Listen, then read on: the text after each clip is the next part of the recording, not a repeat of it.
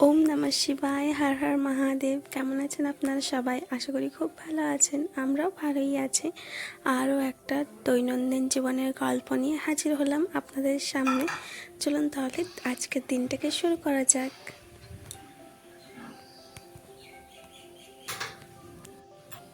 ঘড়ির কাঁটায় এখন ওই 7টা সাড়ে 7টা মতো বাজে। আজকে ও একটু তাড়াতাড়ি অফিস যাবে, ওই 7:45-8টা নাগাদ। তাই বললো সকাল সকাল চা আর বিস্কুট খেয়েই বেরিয়ে পড়বে। তাই ঝটপট করে চলুন চাটাই আগে করে ফেলি। ওইদিকে মেয়েও উঠে গেছে, ওকেও ব্রাশ করাতে হবে সঙ্গে সঙ্গে।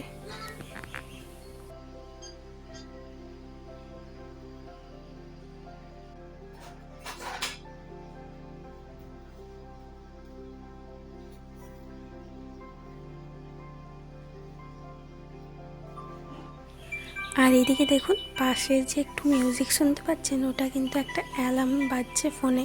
এইদিকে ফোনটা ডেড হয়ে গেছে, ফোনটা মরে গেছে, ফোনটাতে কোনো কাজ যোগ কিছুই হয় না, অথচ অ্যালার্মটা ঠিক সময় বেজে ওঠে। ভোর 4:30 হবে কি না হবে, একদম 4:30 থেকে 11টা-12টা অবধি অ্যালার্মটা একই টানা ওই রকম বেজে যাবে।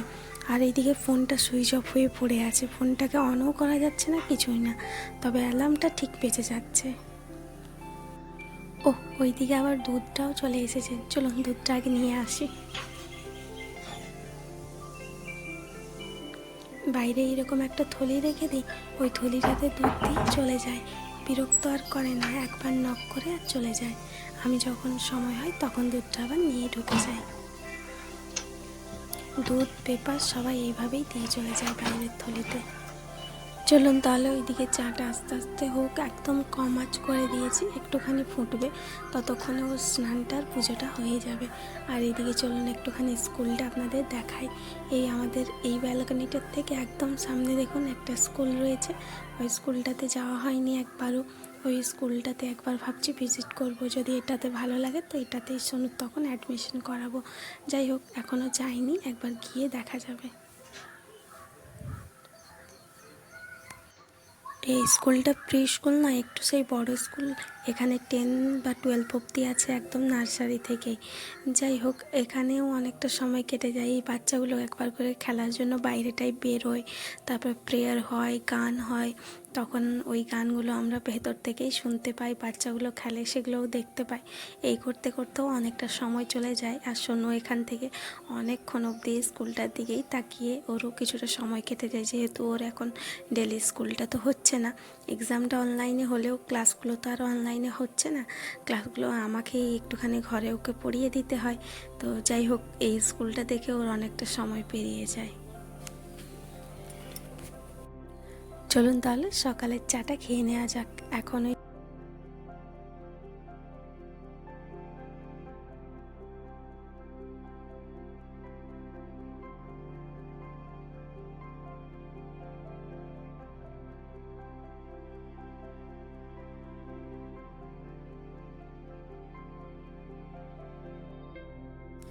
আমাদের চা খাওয়া চুকলেও সোনুর এখনও ব্রেকফাস্ট পর্ব চোখেনি। তো চলুন ওকে আগে খাইয়ে দিই। আর ওকে ফ্রেশ করাতে করাতে বেশ অনেকটা সময় চলে যায়, তার সঙ্গে অনেকটা এনার্জিও চলে যায়। ব্রাশটা করার জন্য যে কতবার আমাকে বলতে হয় ব্রাশ কর ব্রাশ কর, মোটামুটি 50 থেকে 100 বার তো হয়েই যায়। চলুন ঝটপট করে ওকে আগে খাইয়ে দিই।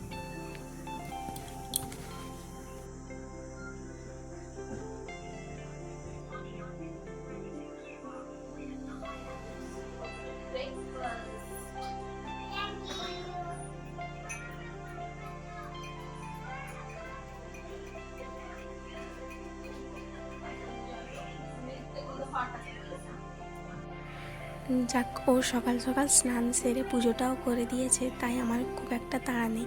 আমি ভাবছি একেবারে রান্নাবান্না করে তারপরেই স্নানে যাব। তো চলুন এবার রান্নাবান্না শুরু করব। আর এদিকে আমার ঠাকুরের পুজো একদম কমপ্লিট হয়ে গেছে।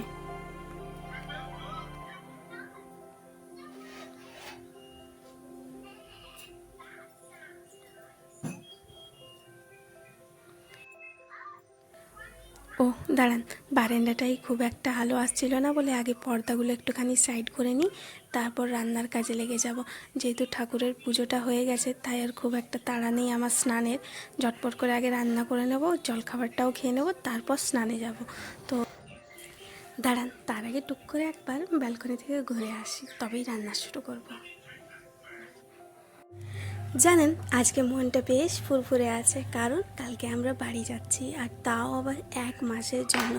তাই মনটা আজকে বেশ খুশি রয়েছে। আর এই খুশি খুশি মন নিয়েই চলুন আজকে ঝটপট করে সেরে ফেলি রান্নাটা। আজ একটা ভেজ ডাল করব, লাউ, বিনস, গাজর এই সকল দিয়ে। তো চলুন ডালটাই আগে বসিয়ে ফেলি।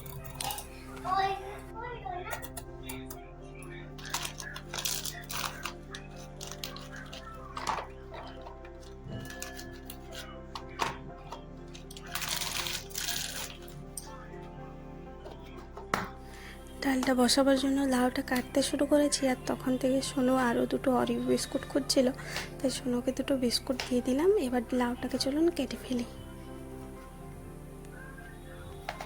হঠাৎ করেই বাড়ি যাওয়ার প্ল্যানটা হলো, কিছুদিন ধরে ওর অফিসের একটুখানি চাপ কম রয়েছে। চাপ রইলেও বললো বাড়ি থেকেই হবে কিছুদিন, তো ততদিন ভাবলাম তাহলে ঝটপট করে বাড়ি থেকেই ঘুরে আসা যাক। তবে এখনও টিকিট কাটা হয়নি, তৎকালে বললো টিকিট কাটবে, তবে আশা করি তৎকালে পেয়ে যাবে। এখন যেহেতু ফেস্টিভ্যালের সময় নয়, তাই আশা করছি টিকিট পেয়ে যাব।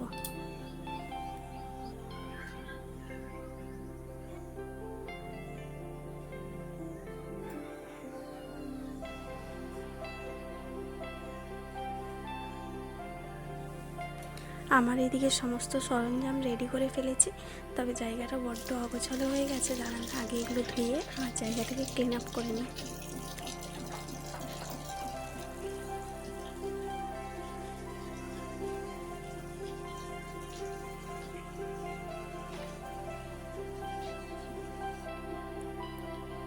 শুধু ডাল দিয়ে তো আরও খাবে না, তাই ভাবছি সোনার জন্য কয়েকটা আলু ভেজে দিতে হবে।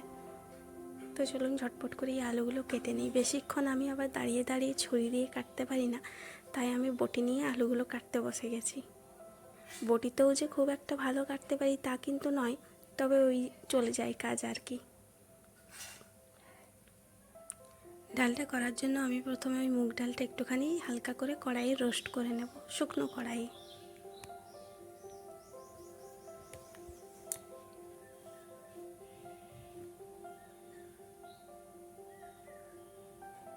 আর আমি মুগ ডালটার সঙ্গে কয়েকটা বাদামও দিয়ে দিয়েছি।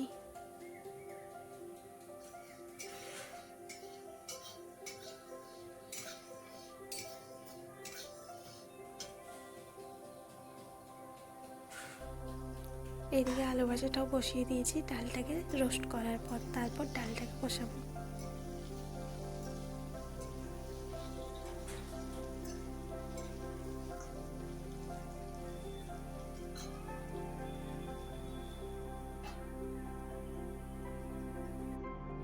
যেহেতু কালকে ঘর যাওয়ার টিকিট রয়েছে, ট্রেন রয়েছে, তাই ভাবছি বেশ অনেকগুলো কাপড় চোপড় জড়ো হয়েছিল, আজকে কিছুগুলো ধুয়ে যাব আর কিছুগুলো রেখে দেবো বালতিতে, কেননা সবগুলো কাচলে পরে শুকোবেও না, জায়গাটা তো খুব বেশি নেই। তাই ভাবছি যতগুলো নিয়ে যাব সেগুলো আজকে ধুয়ে ফেলি। তাহলে দাঁড়ান বেছে বেছে কয়েকটা কাপড় যেগুলো নিয়ে যাবে এমার্জেন্সি, সেগুলো আগে ভিজতে দিয়ে দিই। কিছুক্ষণ ভিজলে পরে কাপড়গুলো বেশ সুন্দর ছাড়ে, তো তাই আগে করি।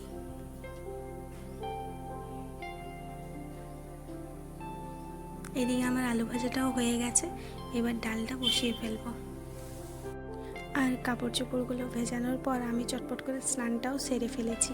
চলুন, স্নান সারা হয়ে গেছে, মানে একটা বড় কাজ হয়ে গেছে। তবে আমার হলেও এখনও স্নানকে করানো বাকি রয়েছে, তারপর ওই প্যাকিংটাও বাকি রয়েছে ঘর যাওয়ার জন্য। তো এই রান্নাবান্না করে প্যাকিং করবো। আর ওইদিকে তো দেখালামই ট্রেনের টিকিট একদম তৎকালে কনফার্ম হয়ে গেছে, পেয়ে গেছি। তো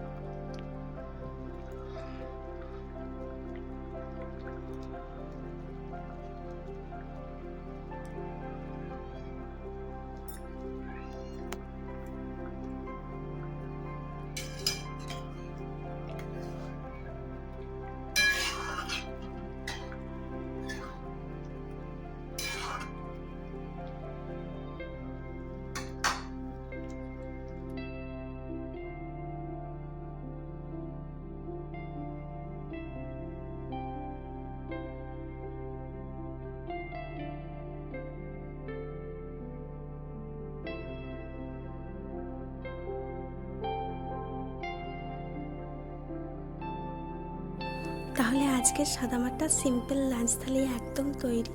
চলুন ঝটপট করে গরম গরম খেয়ে নিতে হবে। এই সাদামাটা লাঞ্চ থালিগুলো একদম ঝটপট গরম গরম খেলেই মজা, না হলে আর ভালো লাগে না। তো চলুন খাওয়া যাক। খাওয়া দাওয়া তো হয়ে গেছিলো। খাওয়া দাওয়ার পর কিছুক্ষণ রেস্টও নিয়েছি, তারপর এই কাপড়গুলোকে কাচতে দিয়ে দিয়েছি। এইবার এগুলোকে বাইরেটা একটুখানি মেলে দিতে হবে। তো চলুন সেটা কাজটা সেরে ফেলি।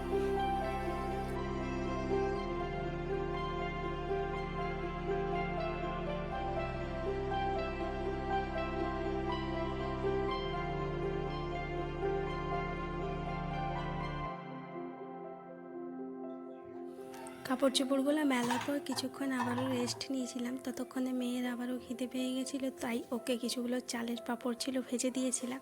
আর আমিও সেই দিয়েই চলুন চাটা খেয়ে ফেলি। পাঁপড়গুলো তবে আগেই ওই হাতাপাতিই শেষ হয়ে গেছে ভাজতে ভাজতে, এখন শুধু চাটাই খাবো।